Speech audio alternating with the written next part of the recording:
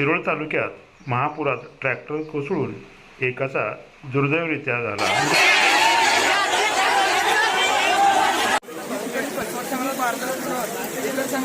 शिरोळ तालुक्यातील अक्कीवाड बस्तवाड रस्त्यावर ही दुर्घटना।